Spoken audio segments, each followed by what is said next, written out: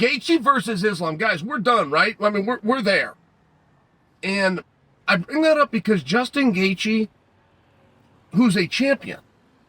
I mean, you're talking about champion versus champion. You get the BMF champion versus the sitting world champion. The last time we had a BMF champion, he took on the sitting world champion. In fact, he got to take him on twice.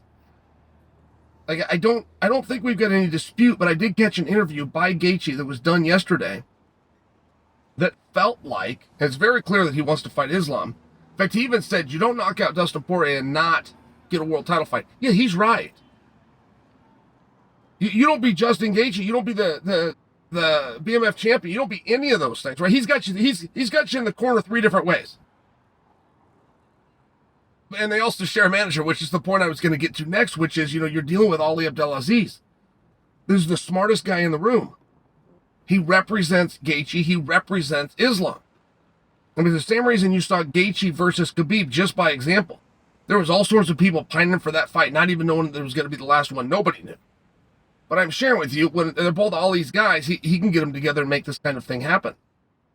And when I see Justin Gaethje out there working for it and making statements like, hey, you don't beat Poirier, by knockout and not get a world title fight, it kind of tells me, okay, that's not done. He hasn't been promised it. Well, I think he should be.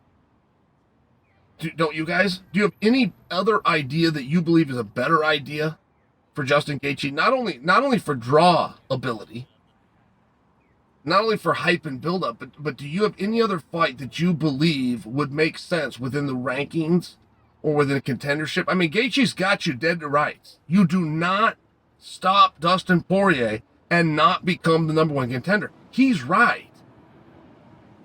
Let me just stop you right there before we get into your favorite fighter's favorite fighter. Before we get into John Anik nicknamed him something. John Anik coined the phrase that Gaethje's your favorite fighter's favorite fighter, but John Anik called him UFC Gaethje instead of Justin Gaethje, and I loved it. I popped for it.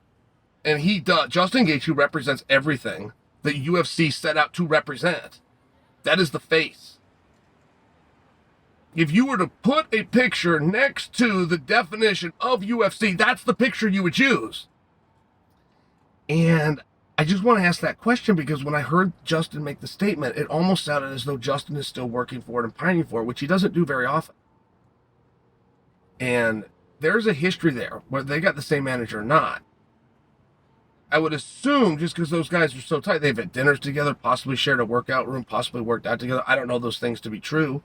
But when they're on the road, I imagine those guys all get together. I would imagine. I don't know that to be true. But I know whether that's accurate or not, that Justin Gaethje has never sidestepped. He has never backed down or acquiesced to Islam.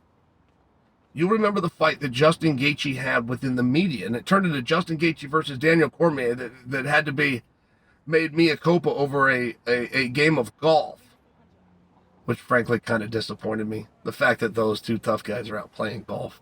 A little bit of it. That's a little cum si, cum sa, right? But anyway, to remind you of that, Gaethje's walking into Madison Square Garden Media Week. He's got Michael Chandler in front of him. This was dead even with the odds makers. And now Justin Gaethje, while having to get ready to fight Michael Chandler, has to go to the media to take on a fight against Daniel Cormier against Islam. Daniel Cormier, who is a major voice, said he believes Islam Makhachev is the number 1 contender and should be next. Charles was the champion at the time. And Gaethje, while getting ready to take on Chandler, had to then go to the media and take on that narrative and say, no, he's not. He's not now. He's not going to be after Saturday night. He's not going to be after beat Michael Chandler. Beat Michael Chandler or not even fight Michael Chandler. I'm the guy. And just because DC is his teammate and happens to have a voice doesn't make him the number 1 contender. I'm just sharing with you, this isn't new. This isn't something that Ali went and put together. This is real. This is a fight that needs to happen.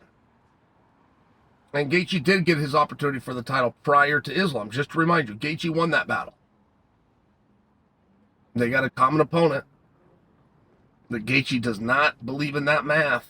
He wants a piece of Islam himself. He wants it directly, and he's right. You do not beat Dustin Poirier and not fight for the belt next.